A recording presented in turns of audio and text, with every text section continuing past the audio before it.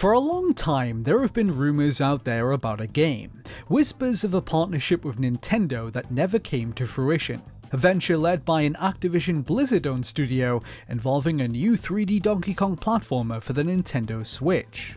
Suggestions of this project, apparently in development at Vicarious Visions, the company who worked on titles such as Skylanders Superchargers and the Crash N. Sane trilogy, date all the way back before the reveal of the Switch itself. Fans have hotly debated the authenticity of this game for years, and so I decided it was time to get to the bottom of it. Was Vicarious Visions really planning a new 3D Donkey Kong game? My investigation will take us into the heart of the company and uncover not just the truth behind Donkey Kong, but a number of lost projects using some of Activision's most beloved intellectual properties, including scrapped plans for Skylanders, Spyro, and others.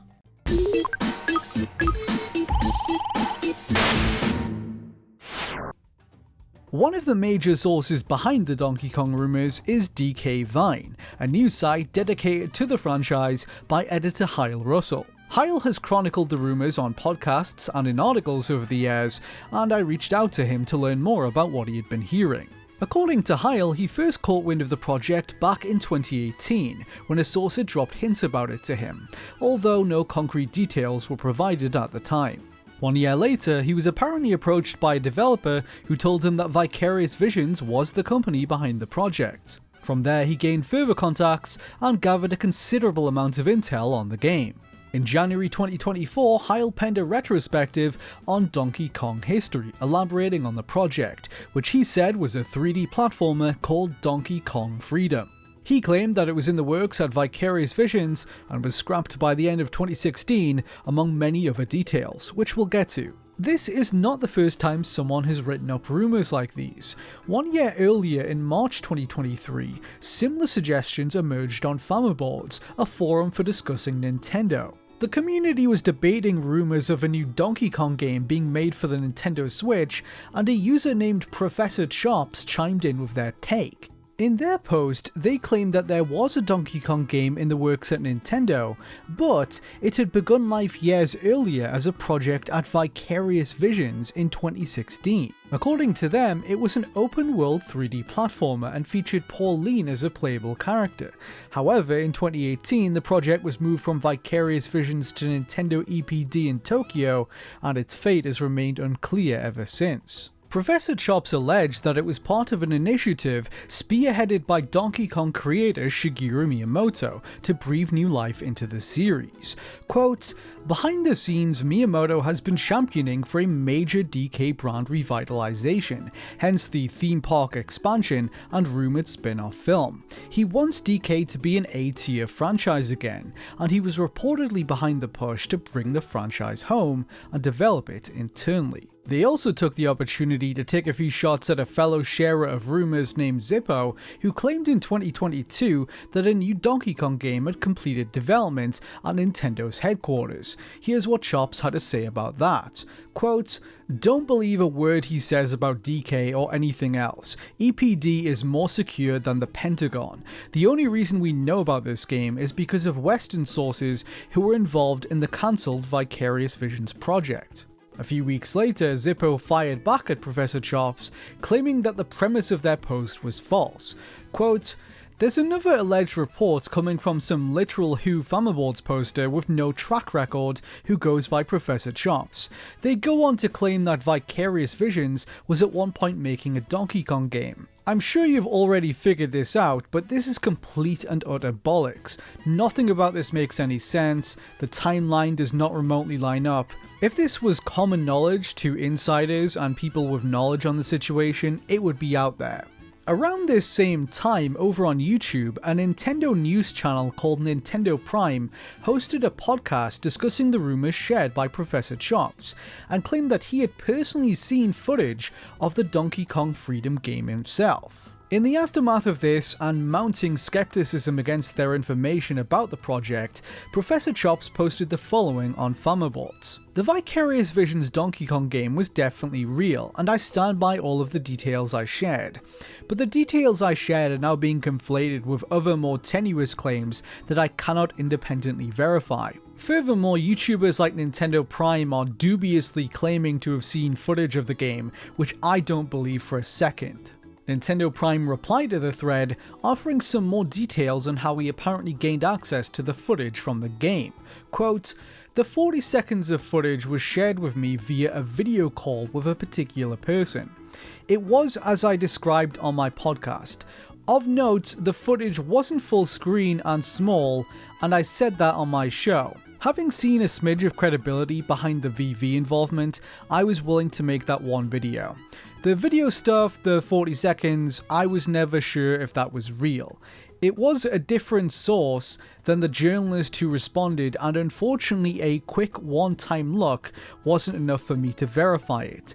The reason I believed it may be real is this person also provided evidence, images, from the VV offices." End quote. Ultimately, no proof of this footage was provided, and discussion around the project fizzled out until DK Vine's article in early 2024. I bring up a lot of this infighting to highlight the amount of impassioned discussion there has been over this subject. Many people believed it was real, many did not. Some have even claimed to have seen it. One person, who goes by Gothic Teddy Bear, was so fascinated by the rumours that he created his own game in dreams based upon them. As for myself, I was skeptical of elements of the tale, such as the notion of the project being transferred over from Vicarious Visions to Nintendo. It is very rare that anything like this ever happens at Nintendo, which is very independent with their own design philosophies and styles. The suggestion that they would pick up the baton from a Western studio in this fashion and continue it at their HQ is something that I found difficult to believe. If Nintendo wanted to make a new game in a franchise, they would do it and make it their own. Even in the rare instance of them reassigning development duties from one studio to another, such as in the case of Metroid Prime 4, the project was restarted from scratch. There was also the fact that no visual material had leaked from the project, and no big game news sites had covered it. There were aspects of the rumour like these that left me unconvinced, so I wanted to find out for myself how true it really was. What followed was a lot of digging into Vicarious Visions and its history, which plays a role in understanding what happened. Vicarious Visions was founded in 1990 by teenage brothers Guha and Karthik Bala in their parents' basement. For the first years of the company's life, it began as a scrappy upstart where the two taught themselves to code and absorbed as much video game culture as they could from the latest releases and magazines like Nintendo Power. Fueled by a genuine passion for the medium, Vicarious Vision steadily grew into a legitimate business, making games for PC and eventually Nintendo platforms. This included their first partnership with Activision, a Spider-Man 2D platformer for the Game Boy Color. The company would come to wider prominence, however, with their work on the Game Boy Advance. They produced an ambitious GBA version of Tony Hawk's Pro Skater 2, which utilized innovative techniques mixing 2D and 3D assets to create an isometric 3D skateboarding game. It was released to widespread acclaim, with critics praising it as a technically impressive and faithful conversion of the original title. From there, Vicarious would go on to translate other well-known franchises to the handheld, including Jet Set Radio, Crash Bandicoot, and Spyro.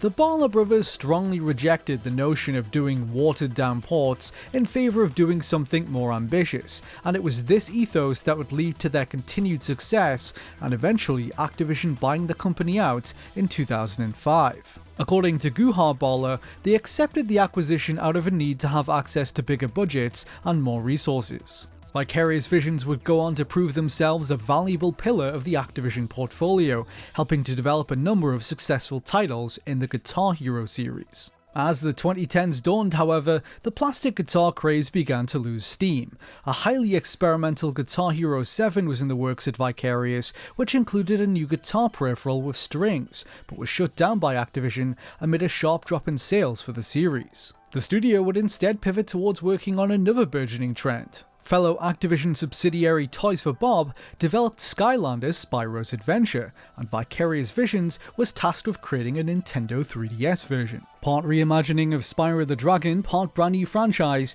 Skylanders combined action figures with NFC technology, allowing players to summon their toys in the game.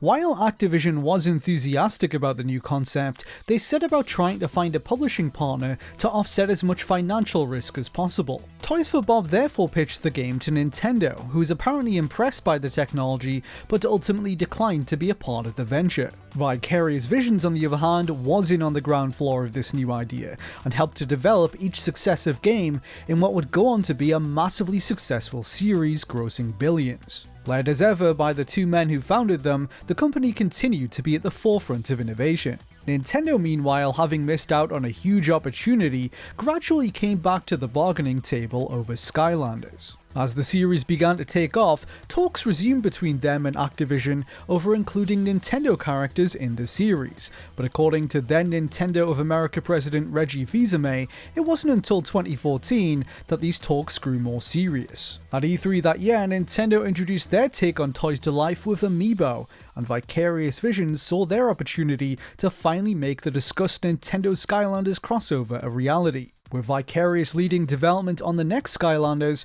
they submitted a proposal to Nintendo to bring their characters to the series. The Baller brothers, Karthik and Guha, had long since been huge Nintendo fans, and this was not even their first attempt to use Nintendo's icons in one of their games. Back in 2006, they were developing the Wii version of Marvel Ultimate Alliance, and tried to partner with Nintendo to add Link from The Legend of Zelda and Metroid Samus Aran to the roster of playable characters. A demo was developed for these proposed platform-exclusive heroes, but Nintendo turned down the idea. Years later, they hoped that this time they would be more receptive. According to a source familiar with the Skylanders negotiations, they initially asked to use minor Mario enemies such as Dry Bones as playable characters, reasoning that they would fit within the Skylanders world, but to their surprise, Nintendo encouraged them to think bigger and be more ambitious. This would ultimately lead to both Bowser and Donkey Kong joining 2015's Skylanders Superchargers, complete with their own Skylanders figures, which also functioned as Amiibo. The Ballers already had connections with Nintendo at this point. They met Reggie Fils-Aimé, for example, before he was even at the company, back when he was working for VH1 in the early 2000s. Collaborating with Nintendo on Skylanders Superchargers, however, enabled them to forge deeper connections with the game giant. By all accounts, Nintendo was pleased with how the game turned out when it was finished in late 2015, and it's around this point in the timeline that the Donkey Kong rumours finally come into play. According to Decay Vine, one of the primary sources for a lot of the information, Vicarious Visions started work on their Donkey Kong game sometime after Skylanders Superchargers. Up until that point, Texas-based Retro Studios had generally been regarded as the custodians of Donkey Kong throughout this era, as they developed Donkey Kong Country Returns and its Wii U sequel Tropical Freeze. However, they had since moved on to other projects. Here's how Decay Vine's article described this dynamic as they understood it. Quote, "With Retro Studios fully occupied and desperately trying to salvage their current project, Nintendo gave Metroid Prime 4 to Bandai Namco and awarded the next Donkey Kong game to Vicarious Visions, Superchargers having served as their quiet audition." End quote. The article didn't give an exact timeline of when it was apparently in the works, but it was enough to go on. I reached out to as many people as I could who worked at the studio around this time. Initially, a couple of people responded and claimed they had no recollection of such a project. Then, I finally began to reach people who did.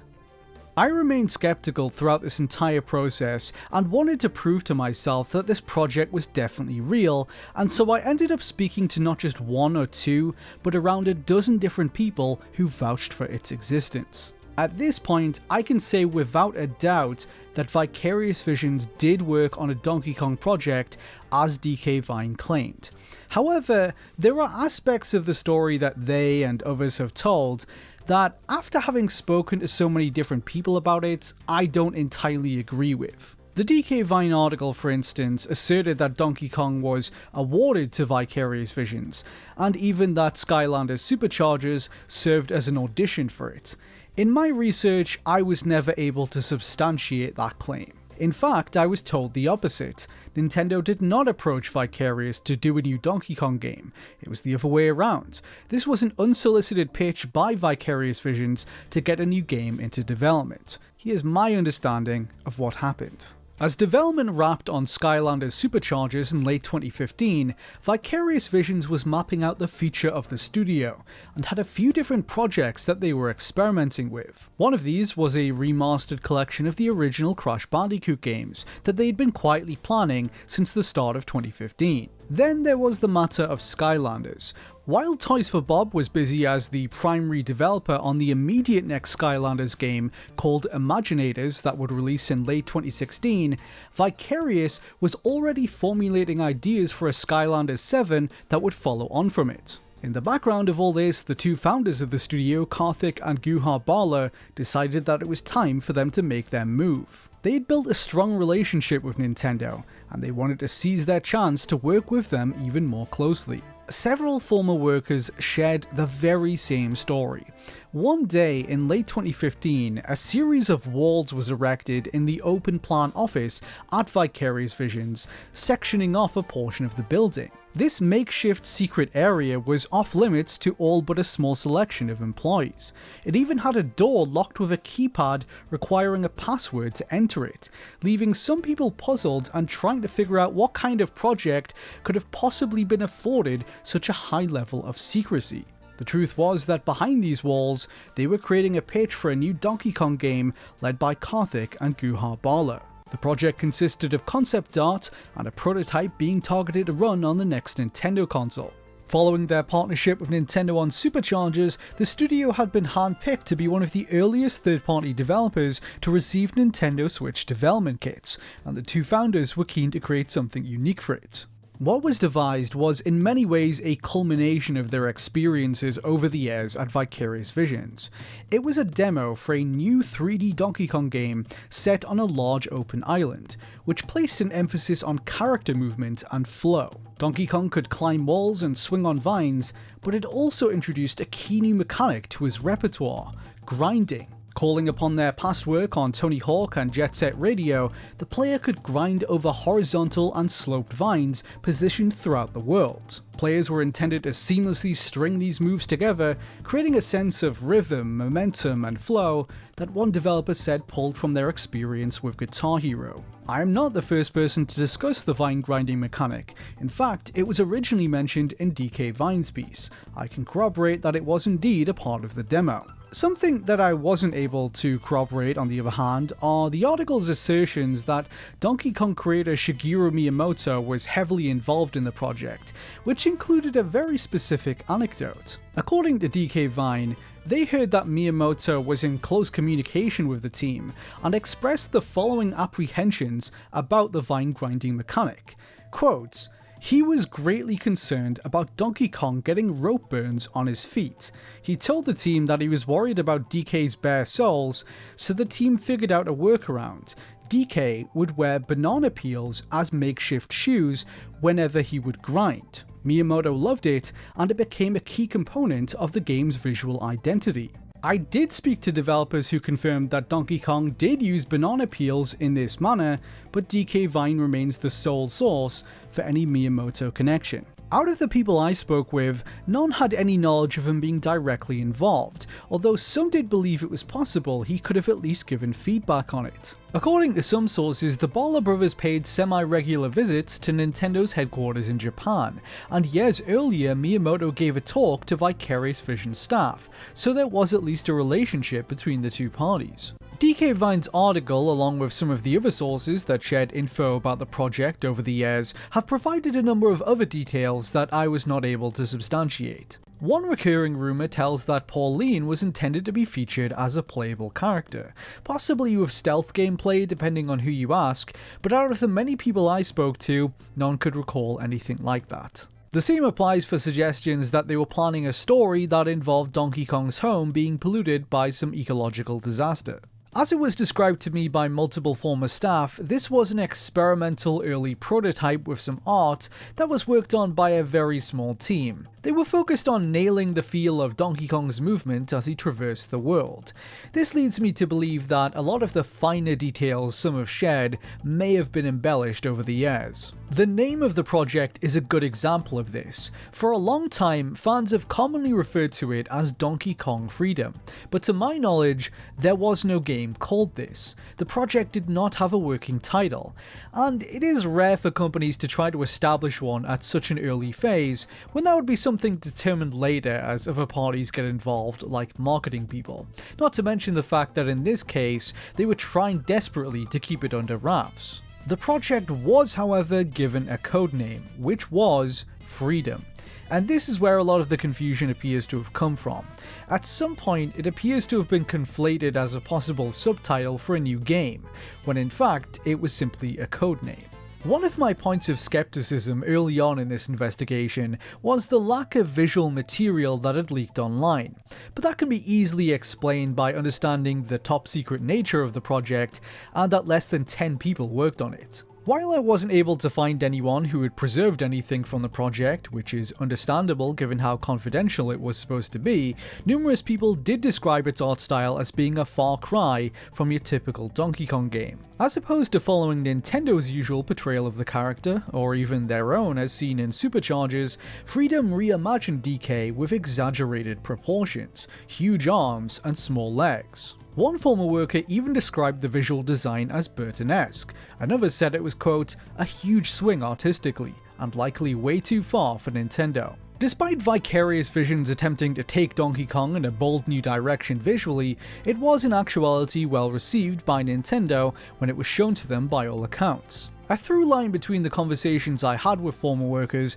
was that they had all heard that Nintendo had given them some positive feedback on their demo. In total, it was worked on for a little over 6 months, starting from around the end of development on Skylanders Superchargers in September 2015. Some developers say that Nintendo's interest in the project was genuine, and that it was gaining momentum behind the scenes, until a few months into 2016.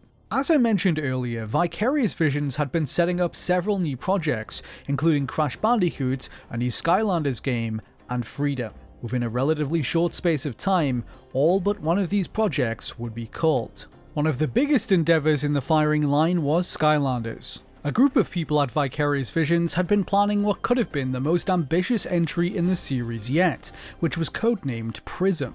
A demo had been assembled for an open-world Skylanders game set on a large island that was poised to fundamentally shake the series up from a level design perspective.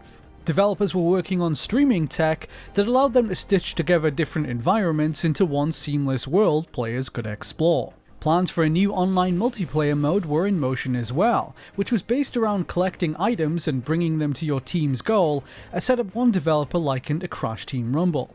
They'd also drawn designs for a new line of Skylanders toys that would have brought a fresh dynamic to the games. These would have had 2 RFID chips in their base as opposed to just one, allowing players to switch between more than one character or form using one figure by twisting it. The idea was heavily inspired by the Skylanders amiibo hybrids they had made with Nintendo that worked similarly. However, by 2016, the Skylanders series was in decline. Skylanders Superchargers, despite being well received, failed to meet Activision's sales targets. During a February 2016 investors briefing, they said the following. Activision Publishing's casual titles, namely Q3 release Skylanders Superchargers and Q4 release Guitar Hero Live, performed weaker than expected, we believe due to greater competition in the Toys to Life genre and due to the casual audience's shift to mobile devices. In response to this, they shot down Vicarious's concepts for Skylanders 7,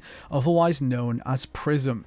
Skylanders Imaginators by Toys for Bob would later release in October 2016, which continued the downward trajectory of the series financially and marked the final nail in its coffin. Vicarious Visions, however, was not willing to give up on some of their ideas for the Prism project, and chose to reboot it as an original property. Namely, they wanted to retain their multiplayer concept and rework it into a new IP about a league of various archetypal supervillains vying for supremacy. It would retain the Prism codename throughout this phase. Concept art was produced and a demo was in the middle of being assembled when Activision once again stepped in and shut it down. Developers likened the style of the game to Overwatch, but told me that they had yet to settle on either third or first person for the perspective it would adopt. Lastly was the matter of Donkey Kong, which had made some progress by the end but still only existed in the form of an early demo. According to some sources, it never advanced beyond grey-boxed environments, although the setting the team had aimed for in their prototype was a jungle-infested cityscape. Players would start at the bottom of the city running along the ground. To build further momentum, they would need to interact with the environment by, for instance, swinging or grinding on vines, wall running, or bouncing on objects like mushrooms or store awnings a la Super Mario Sunshine. By stylishly chaining these moves together without falling, the player would build up speed, enabling them to scale to higher areas. Internally, their work had received plenty of positive buzz, and word went around the offices that Nintendo had signaled their approval of how it was progressing, although no final decision had been made on their behalf. The only party that definitely wasn't interested in moving forward with it, crucially, was Activision. Times were changing at the publisher, whose leadership decided that they would start moving away from having a diverse lineup of titles from across various genres, producing fewer single-player games in particular. Instead, they intended to focus on no more than a few franchise juggernauts like Call of Duty. Activision's plan for Vicarious Visions was to ultimately transition them into becoming a support studio focused on supplementing these franchises and cutting back on the amount of projects they would produce in-house. This, they had deemed, would be a better use of their resources from a financial perspective. Even the opportunity to work with Nintendo on an IP as well known as Donkey Kong was not enough to dissuade them from their plan. Activision's management could not be convinced by the ballers to give it the green light, and it was scrapped towards the start of spring 2016. They instead planned for Vicarious Visions to provide supplemental work on Destiny and Call of Duty. One developer offered the following explanation as to some of the issues Activision had identified with a potential Nintendo collaboration.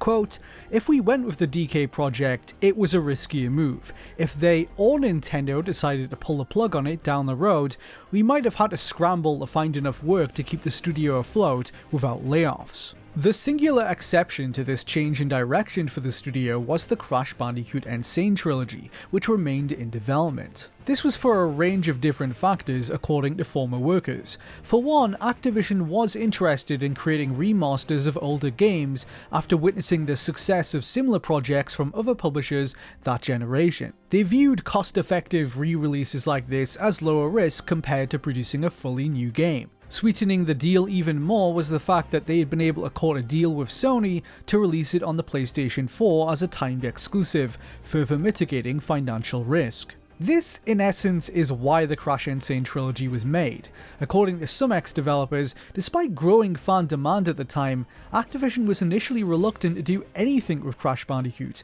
and took months of convincing that even a remaster would be worth investing in. Activision ending the Freedom Project and making known their intentions for Vicarious Visions was the last straw for the two men who founded the company. On the 4th of April 2016, the Baller brothers announced that they were leaving Vicarious Visions to start a new game business not far from them in Albany. They would go on to found Velen Studios in November 2016 and began producing their own original games. In the years since, the duo have been coy about the reasoning behind their departure, saying little more than that they wanted to take on a new challenge. In November 2016, they told VentureBeat, "Emotionally, it was very challenging to leave. It's been our growth from childhood to adulthood. There are amazingly talented folks there." I asked a variety of different people who worked at Vicarious at the time about what inspired the two founders to leave behind the company they created. The consensus was that Activision and the Baller brothers were at odds with each other philosophically.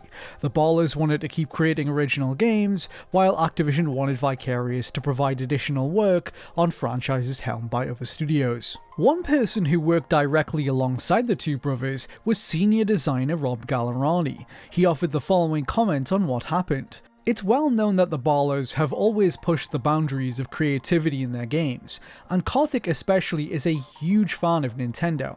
a point of friction always existed between Vicarious Visions and Activision about how risky to be with our games and the projects we took on. As history shows, Activision publishing is basically nothing but Call of Duty at this point. Now, I'm hopeful that with the change in leadership with Microsoft they might change that, but at the time none of that was a thing. Ultimately, I expect that this big difference in styles is the largest reason the brothers decided to leave and go do their own thing.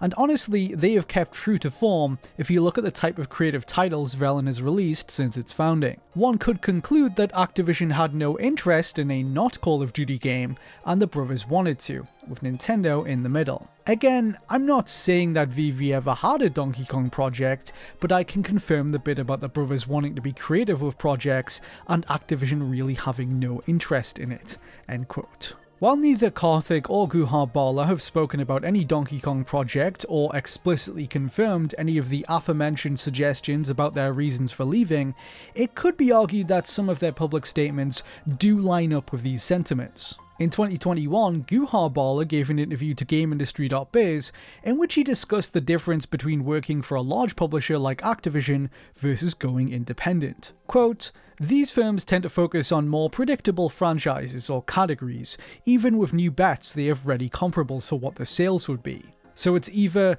let's extend more of what we have, or there's a category out there that we want to be in, or here's what's selling, we're going to take market share away from somebody else." They also have a value delivery system that's already pre-established, like mobile games or free-to-play mobile games or premium games. Their entire value system is organized around that, so those are the types of games you're going to be making in those sorts of organizations. What we wanted to do was get out of our comfort zone. On a personal level, I get very uncomfortable when things seem a little routine, when the future looks totally fine and predictable, so I don't gravitate towards that." End quote. Following the departure of the Bala brothers in April 2016, senior executive producer Jen O'Neill was appointed the new head of Vicarious Visions and would oversee the company as it embarked on a new chapter in its history. While many staff were busy working on Crash Bandicoot, Activision began to implement their plan for Vicarious. The rest of the company was assigned with supplementing development on Destiny 2 and the next Call of Duty game, Infinite Warfare. Their work on Destiny in particular would continue for the next couple of years, an assignment most developers told me they were less than enthusiastic about. Quote, "There was some difficulty there due to the relationship being treated like an outsourced studio by some people at Bungie and a collaborator by others. It made for a somewhat uneven experience." End quote. A project that Vicarious staff did enjoy developing, on the other hand, was the Crash Insane trilogy, which launched to positive reviews in June 2017 and went on to become a huge commercial success. It dominated UK sales charts for 8 consecutive weeks, and in 2019 Activision revealed that it had sold over 10 million copies. Such a positive financial result led many to believe that the studio would be given the leverage to head up more adventurous projects,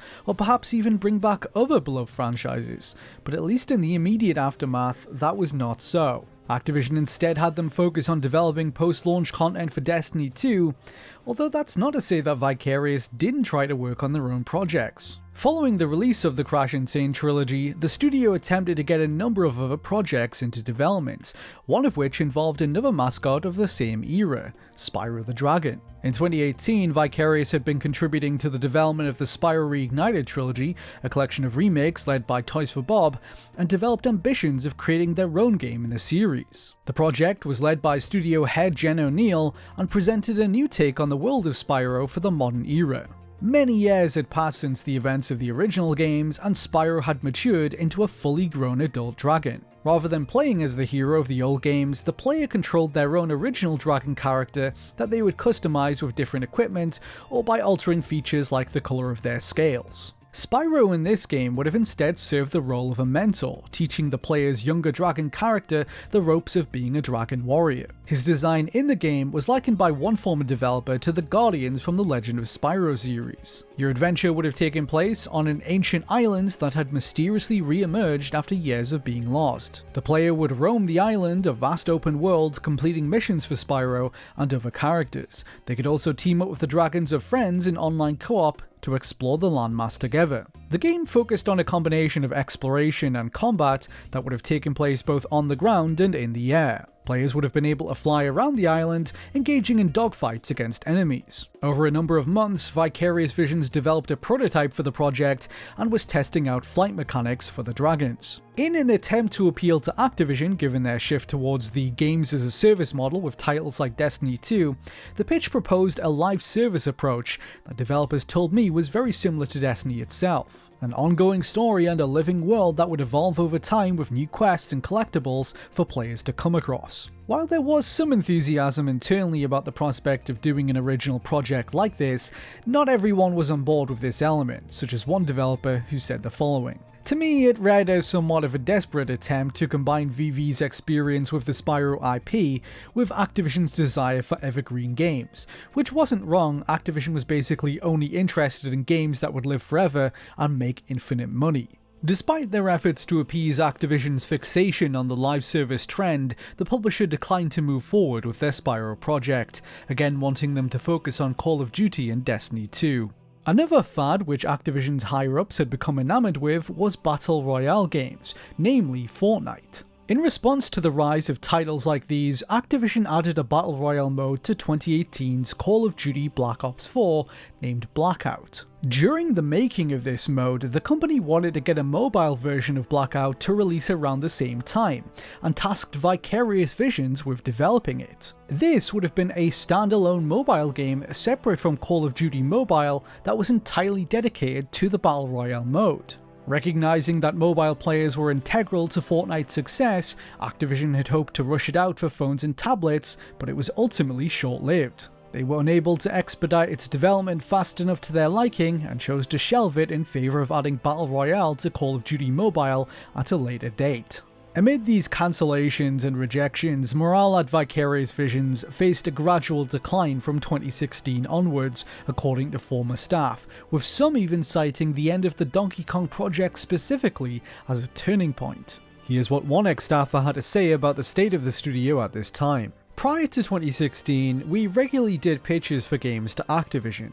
We often got budget allocated for staffing and project resources to prepare pitches, even though they were basically all declined by Activision corporate. Afterward, we rarely made new pitches, and the atmosphere was extremely tense. Very few people actually wanted to work on Destiny 2, and we basically upended our entire studio to work with Bungie. Destiny 2 development was exceedingly miserable for a wide variety of reasons, and it was clear that we would not have the creative freedom or independence that we did previously.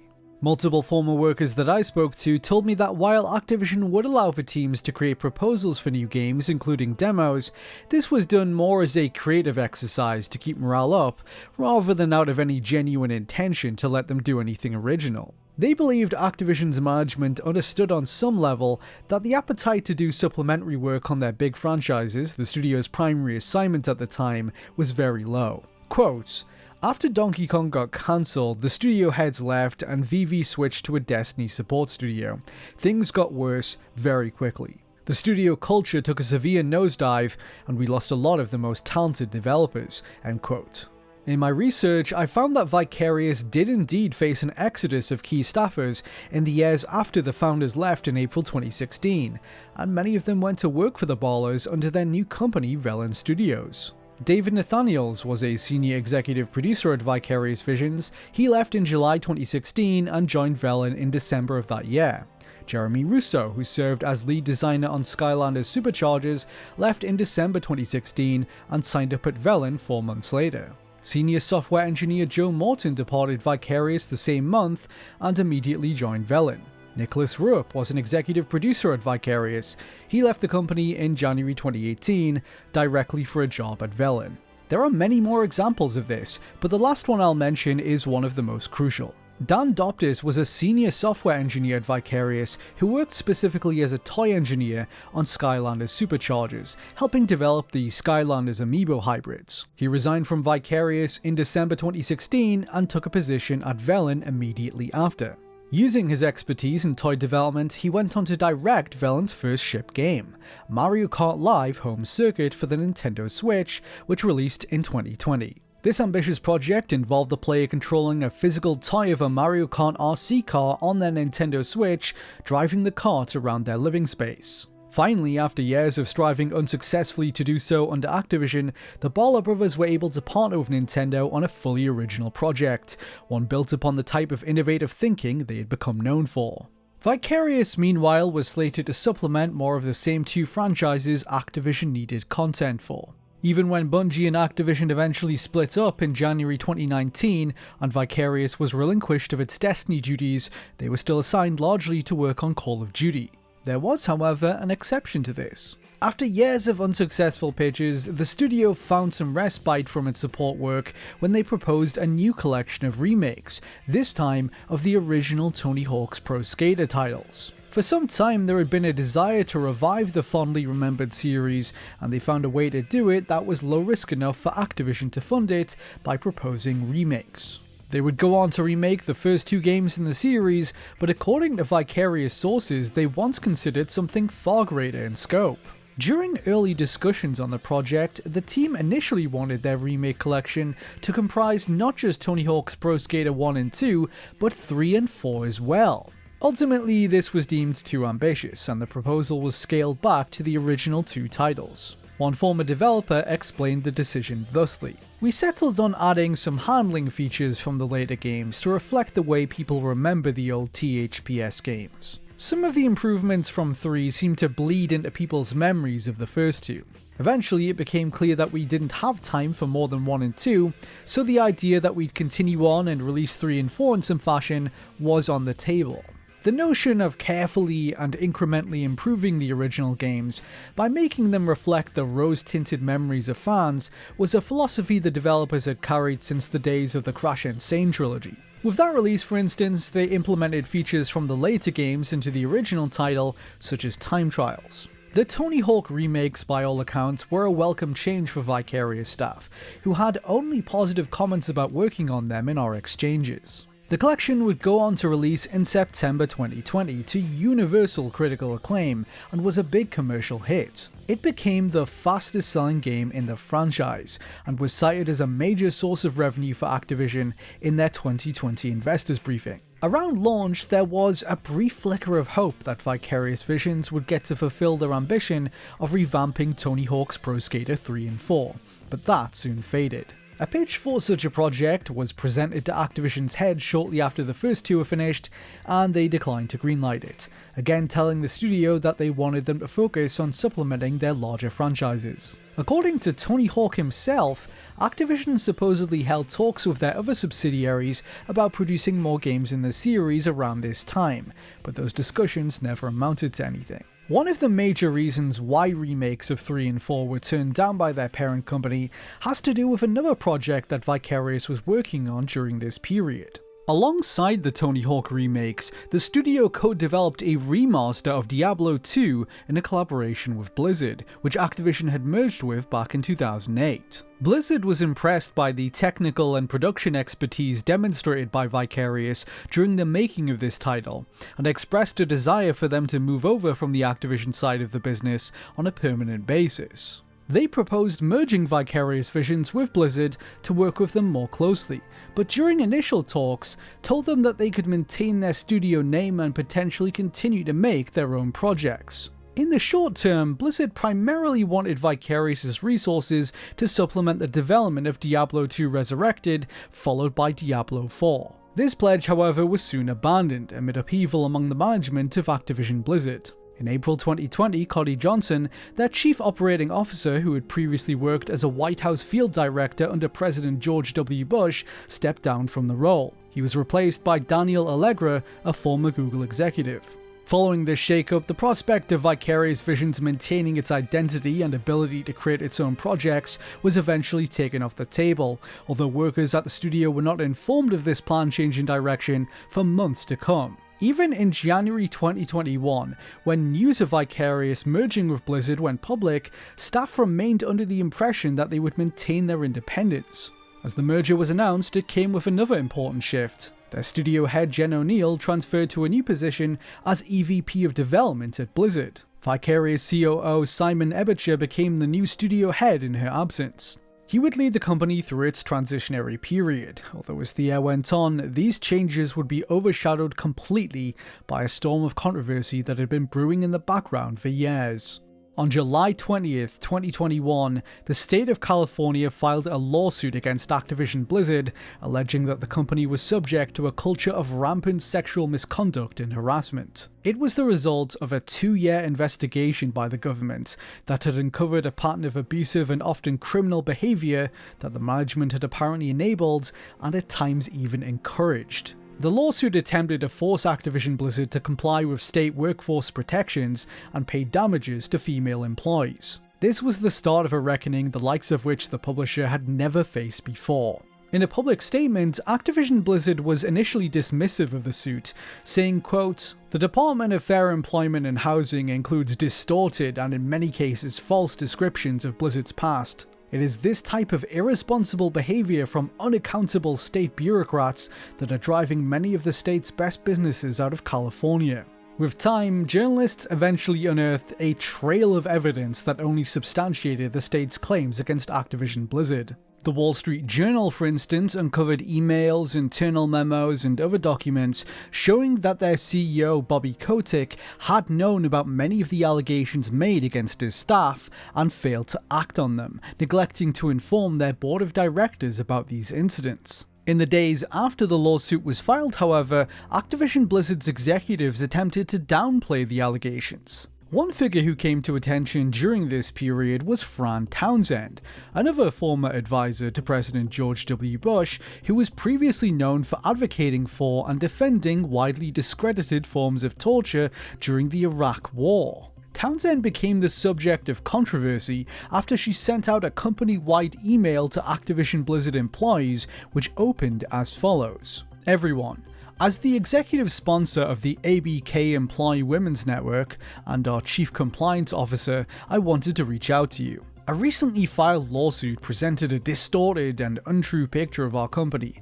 including factually incorrect, old and out-of-context stories, some from more than a decade ago. Rather than put out the fire engulfing the company, the email only enraged it. Days later, hundreds of employees organized a walkout in protest, and according to an IGN source, this demonstration was directly inspired by Townsend's inflammatory email. As the controversy blew up, Townsend stepped down from her position at ABK's Employee Women's Network. 1 year later, she resigned from the company altogether.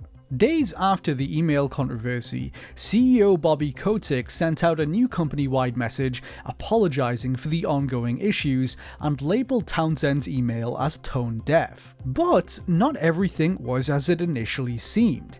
It later emerged via the Wall Street Journal that Fran Townsend was not the person responsible for writing that email. In fact, it was authored by none other than Bobby Kotick himself, who ordered it to be sent out under Townsend's name. In sharp contrast to this initial defensive messaging from other executives, Blizzard's president J. Allen Brack, who had held the position since October 2018, after many of the alleged events occurred, sent out his own email with a very different tone. Quote, "Hello Blizzard.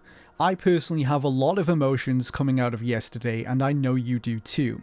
The allegations of the hurt of current and former employees are extremely troubling. While I can't comment on the specifics of the case as it's an open investigation, what I can say is that the behaviour detailed in the allegations is completely unacceptable. The leadership team and I will be meeting with many of you to answer questions and discuss how we can move forward." End quote. Although, just a couple of weeks later, Brack resigned. In 2021, he revealed to VentureBeat the reasoning behind his decision. Quote, "For some time, it had been clear I had differences in vision with Activision Blizzard.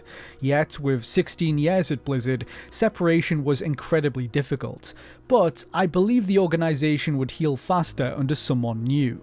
Following his departure, former Vicarious Vision studio head Jen O'Neill was promoted to co-lead Blizzard in August 2021 alongside Mike Ibarra, who had previously served as executive vice president.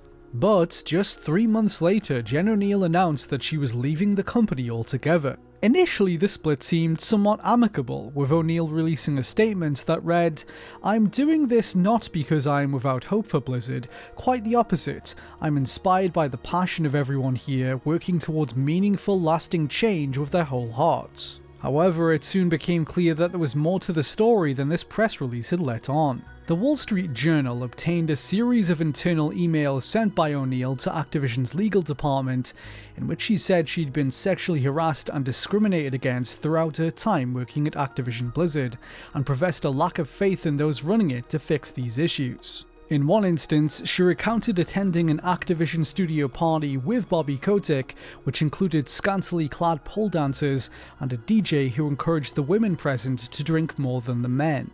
On top of this, the emails revealed that O'Neill had been paid less than her fellow co-president Mike Ibarra for doing the same job.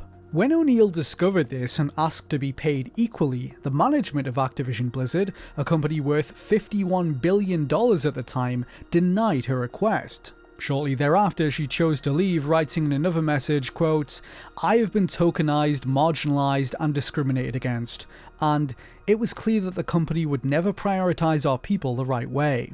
Activision Blizzard responded swiftly to these allegations, telling Kotaku that Jen O'Neill was offered equivalent pay. This claim prompted O'Neill to finally break her silence on the matter, setting the record straight in a letter to IGN.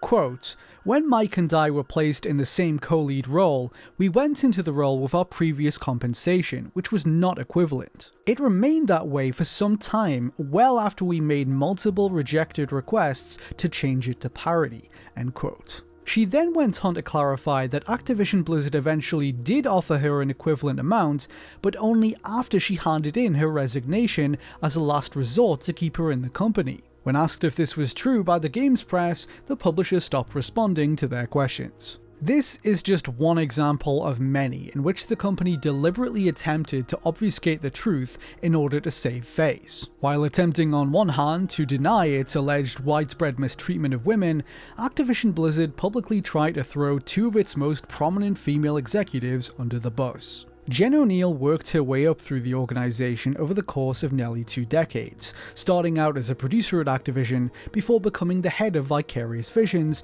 and eventually Blizzard. Its leadership thanked her with unequal pay and by attempting to paint her as a liar when it emerged they had done so. After leaving the company, she went on to found her own development studio, Magic Soup Games, with fellow former Blizzard head J. Allen Brack. Vicarious Visions, meanwhile, was notably absent from the onslaught of allegations leveled at members of Activision Blizzard. The subsidiary maintained its name throughout 2021 as they completed ports of the Tony Hawk's Pro Skater remakes and concluded their work on Call of Duty. Most staff there believed that they would continue to maintain their independence and title under Blizzard, but that illusion was abruptly shattered on the 27th of October 2021.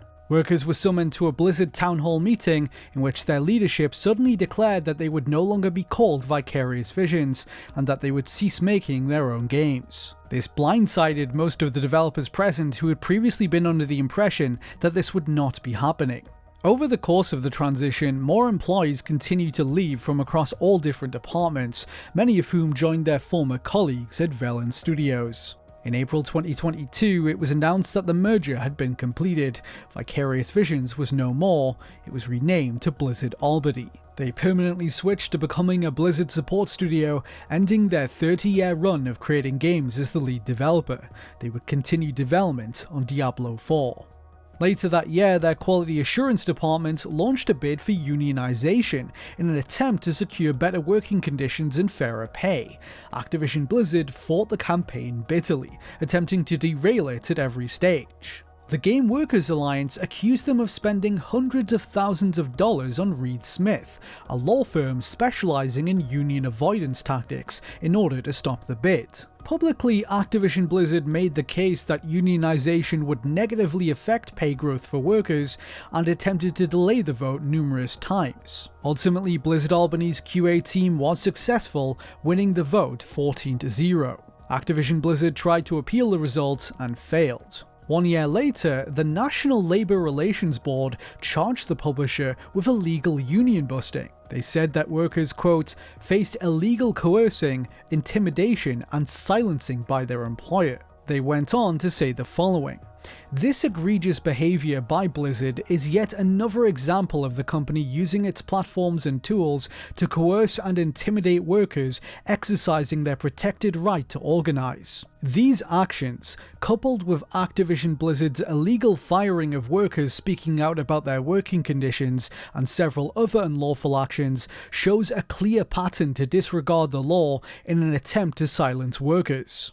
The years after the initial lawsuit by the state of California shrouded Activision Blizzard in scandal after scandal, some of which directly implicated its CEO. It emerged that not only was Bobby Kotick allegedly responsible for covering up many of the aforementioned incidents, he had himself harassed a former assistant of his years earlier. This individual sued him, presenting a voicemail as evidence in which Bobby Kotick threatened to have her killed. Kotick later settled out of court for an undisclosed sum. The Wall Street Journal, who uncovered this information, received this comment from Activision, who conceded that all of this was true. Mr. Kotick quickly apologized 16 years ago for the obviously hyperbolic and inappropriate voicemail, and he deeply regrets the exaggeration and tone in his voicemail to this day.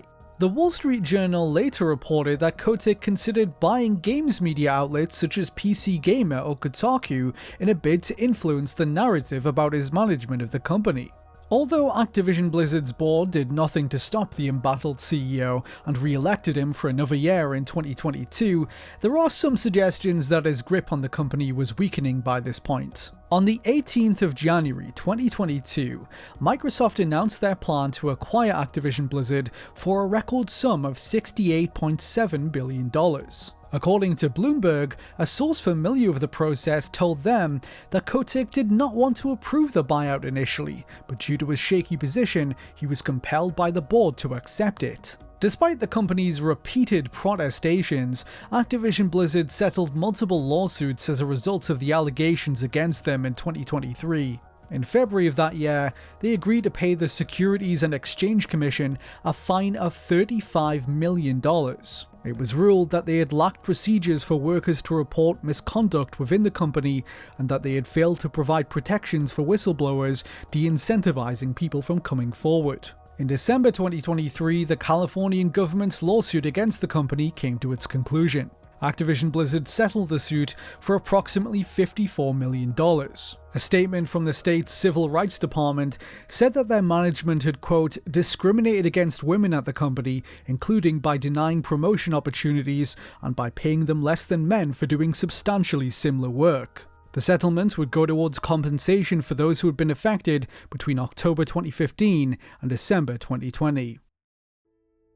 1 month later, with Microsoft's takeover of Activision Blizzard complete, Bobby Kotick resigned from his position as CEO.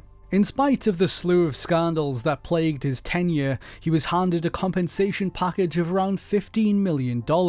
This was in addition to his annual salary that peaked at $155 million in 2021, which marked him as the second highest paid CEO in the industry at the time.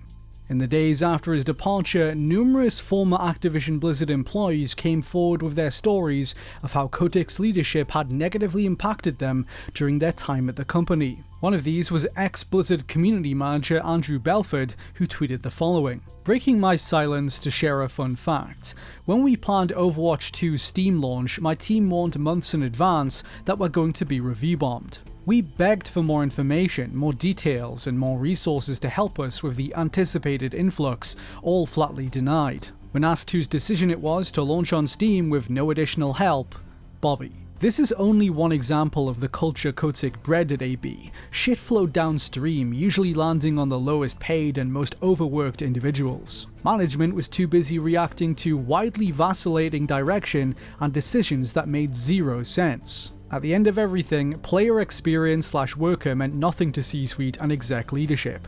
It was all about that quarter's earnings call. Bobby Kotick survived for as long as he did at Activision Blizzard for the same reason Vicarious Visions did not: the indomitable success of their major franchises like Call of Duty. The only people capable of threatening his position, the board of directors, did not care about the untold harm he enabled or the maelstrom of bad publicity that resulted from it. The same franchise behemoths delivered year on year, and to them that was all that mattered. Instead, it fell to journalists to hold him accountable. The work of people at the Wall Street Journal, Kotaku, IGN, Bloomberg and others brought to light the many injustices that Kotick and his ilk allowed to take place. Now it's left to the public to decide how they want to consider his legacy, as a man who brought financial growth to Activision Blizzard, or as someone who inflicted a culture of misconduct and mistreatment upon his own workers. Thank you for watching this video. If you enjoyed it, don't forget to like and subscribe. If you want to support the work I do, go to patreon.com/LiamRobertson, where I make exclusive videos and other content for supporters. I've been Liam, and I hope you'll join me for another Game History Secrets.